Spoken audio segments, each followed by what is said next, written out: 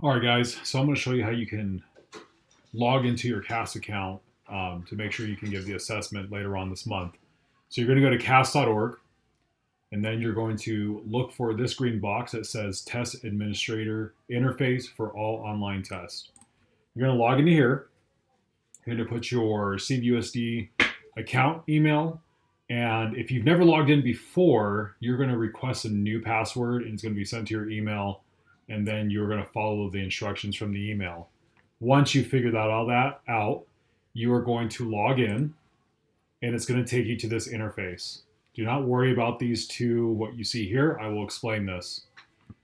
So for our current benchmark, and probably how we're going to have to do CASP in May, is you're going to click on this little icon up here that says upcoming sessions. When you click on that, you're going to come over here to the right hand side and you're going to schedule a session. So you're going to choose your account,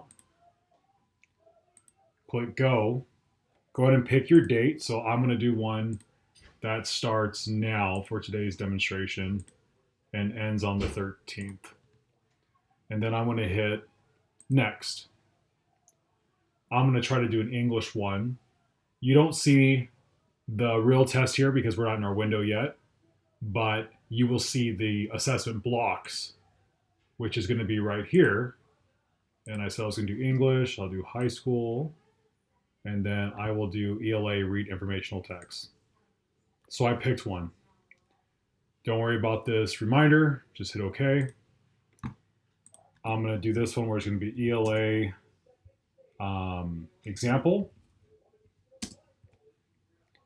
And since we're not going to do this in person, we're going to choose remote or hybrid, and then you're going to click on save. I'm going to make this a standardized benchmark. I'm going to hit OK. And then this is why it's important that you schedule the test, is because you will get this SSID that you can share with your students ahead of time in your Google Classroom or in your Canvas account, and you can post this up here. Do not worry about this URL. I'll talk about that later in our meeting on what that's used for. But this right here is what we'll need for the students to use in the secure browser. So you'll post that in your classroom. Your students will have it as long as with their SSID, which I'll be emailing to them so they can log in. Okay, so once I've scheduled it, you can see here, I just made this example here. It's a live link. Again, you're going to share this with your students. When you are going to monitor this test, you're going to click here to join.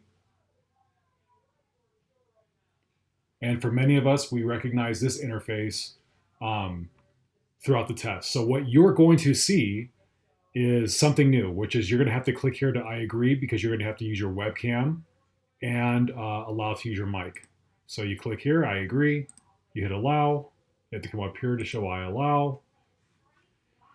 And then here you go. You see me and it's all ready to go. And there's some really cool features with this that I will explain in a little bit, but I just want to make sure we all get here. You see this approval part right here. You see the test ID that we had scheduled before that you can share ahead of time with your students, just showing you those features. I'm going to show you how it looks like on the student end when they sign in a little bit. Okay, I'll get back to you.